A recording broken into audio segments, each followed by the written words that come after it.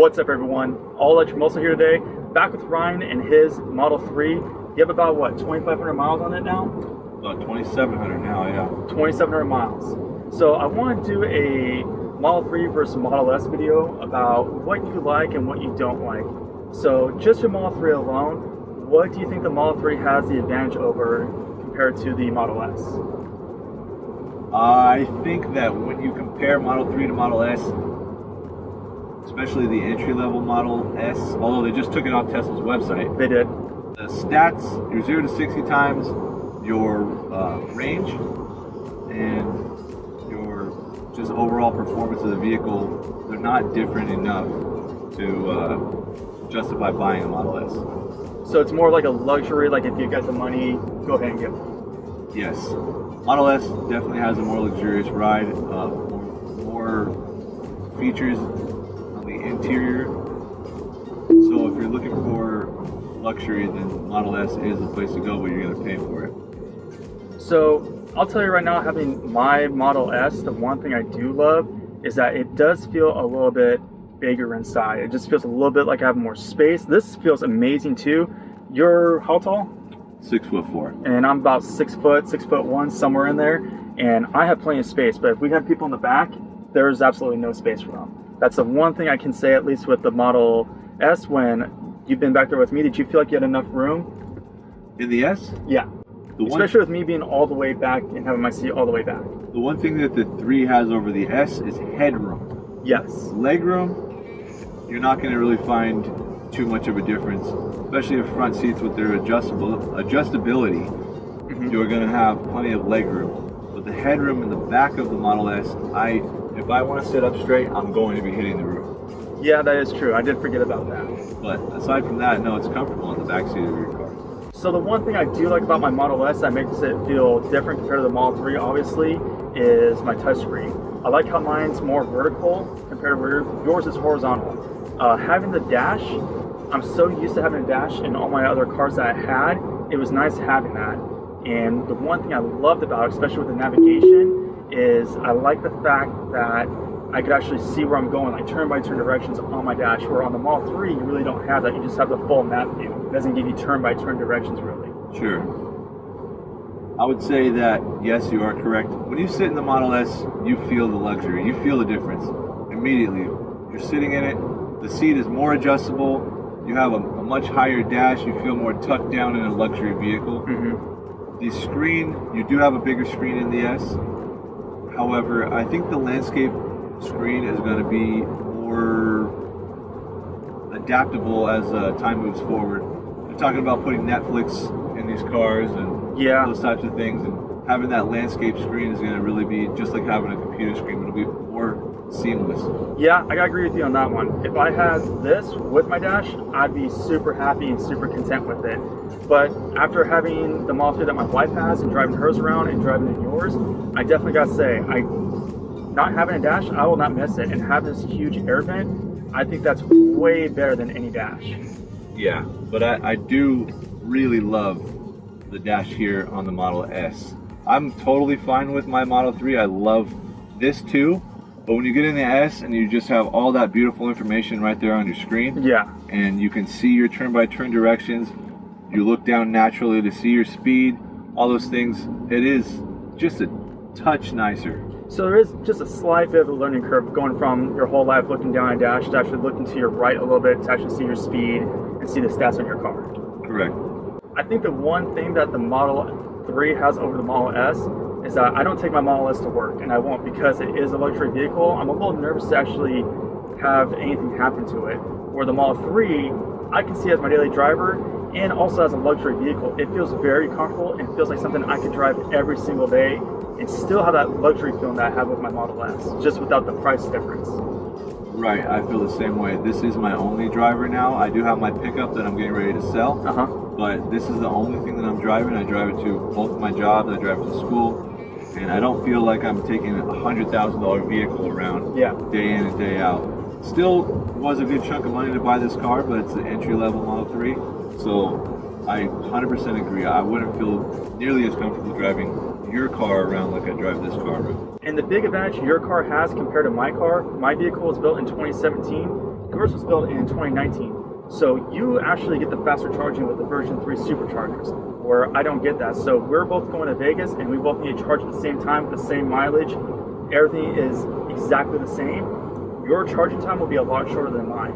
Sure. Yeah, and I've benefited from that. You know, the couple times I have supercharged, it's almost like I don't have enough time to go and do the things that one might do while they stop and supercharge. I've been with you several times when you supercharge, and we'll usually go grab lunch and maybe have a drink and talk for a while, and then go back up, get in the car, and we're good to go. When I supercharged this thing, I walked down, went and ordered food, and by the time I was even getting the food, the car's telling me you got 5 minutes left to get back. So it is pretty quick. Which is great for the technology. It's becoming more and more like going to a gas station, going in, getting what you need, and getting out. Right, and in the long run, you're going to benefit from that, especially on road trips when you don't want to make half hour, 45-minute stops just to charge. You can get away with a 15-minute stop. Oftentimes on a road trip, that's how long you're going to stay out of the car anyway. Yeah, and the one thing I will say is the little things that make the Model S, I think, more luxurious than the Model 3 is that even for my back tailgate for the hatchback, there's nothing I need to do. It's all automatic. Or with the Model 3, you still have to close the gate yourself. It's something silly, it's something ridiculous, but I know that will come to the Model 3 eventually. Definitely wish this car had a power lift gate like the Model S does. I love the power lift gate. I love the convenience. Everything about Tesla is convenience. And not having that on this car, it's a bummer, but it's like we've been talking about the whole time. What are you willing to pay for it? Yeah. The difference in performance between the Model S and Model 3, I truly think if you're going to buy like the standard range plus, which seems to be what everybody's getting with the Model 3, you're not going to have the performance as like my Model S. My Model S can go 0 to 60 in 3.2 seconds. If you want that kind of speed with the Model 3, you have to get the performance package. And if you're buying that, you're basically just buying a lower end Model S.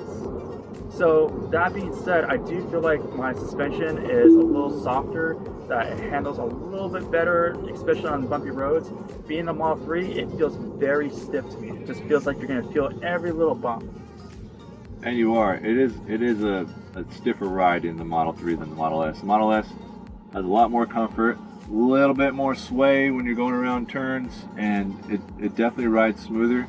Anybody's in your car, they're going to appreciate the ride of the Model S more than the Model 3. My wife rides in this car, and if we go for too long of a ride and I'm doing too many rough starts and zigzagging between cars, she's like, okay, we gotta slow it down here. She gets a little nauseous from it? Yeah. How's her back feel on it, especially like have you guys gone on like a road trip yet or gone a long distance? We've gone maybe 200 miles in a day and no issues with her back. And speaking about the back and just the seats in general, I kind of feel like I like the Model 3 seats better than my Model S seats. I just feel like I'm more tucked in the seat in a Model 3 compared to my Model S. I feel like I got just a little too much room to move around. The one thing I do like about mine is I have that lumbar support. Right. Yeah, the adjustability in the Model S seat is just a little bit more than the Model 3. Thankfully, Model 3 seats come pretty comfortable. They're set up pretty well. They're nicely bolstered. You don't move around too much in them, and you do feel nice and snug in them. The Model S, like everything else, just a tad more luxurious. And that's the one thing that is kind of funny about the Model S and Model 3. They both have the seat warmers. It doesn't matter which model you get, it's a standard on both the Standard Range Plus and just for the standard Model S. So price difference between the Model S and Model 3. Your standard Model S, without any upgrades, just getting the basic color that is standard for the car, you're looking around $80,000. And what's a Model 3 Standard Range Plus? $38,990. And that's just getting the basics, right? Correct. No full self-driving. Right. Okay. And full self-driving is going to be about $7,000 currently. Correct. And that can always change according to Elon Musk. $6,000 right now. 1 month from now, it'll be $7,000 according to Musk. Yes. But what about mileage? So for the $80,000, you're going to get about 370 miles of range with the Model S. So Model S, your mileage, like you said, would be 370 miles for the introductory Model S. The Standard Range Plus, you're going to get 240 miles. So it's 130 miles more of difference, but you're paying $41,000 more to get that. So it's something you need to weigh out. Do you really need that extra 130 miles every day?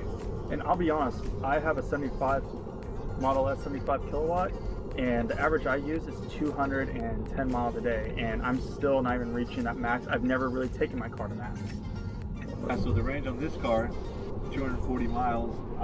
My wife and I have driven around, maybe like I said, up to 200 miles in a day, and I've never needed more than what it had. I've never had to supercharge in the middle of a trip to make sure I could get to where I was going. Everyday driving in and out, it's been fine with just 240 miles. So I haven't needed that 300 plus mile range. I know it would be nice to have, but once again, price. Yeah, and you live in the Riverside County area, right? Correct. So to get to Disneyland, it's about how many miles for you? Disneyland's about 60 miles away. 60 miles away, so round trip 120 miles, and that still leaves you plenty of time to go to school, go run errands, do whatever you need to do, and not worry about that range anxiety, and still get home to charge your vehicle, right? Correct. My wife and I, we can drive out to Orange County, hit Disneyland, go have dinner, come back home, and still have plenty of mileage left for me to get home comfortably, no range anxiety, plug the car in, and I'm ready to go again the next day. So what it comes down to is which one can you afford and which one do you think is in your budget? The Model S, while an amazing looking car and very unique, is expensive, and I would consider a luxury car. The Model 3 is in most people's budget, and I would compare it to the price of a BMW 328i. Both cars have their advantages and disadvantages. I believe whichever Tesla you buy, you will be satisfied with your vehicle. Thank you all so much for watching our video. We hope it helps you decide on which Tesla is right for you. We enjoy making these videos and will continue making them for you.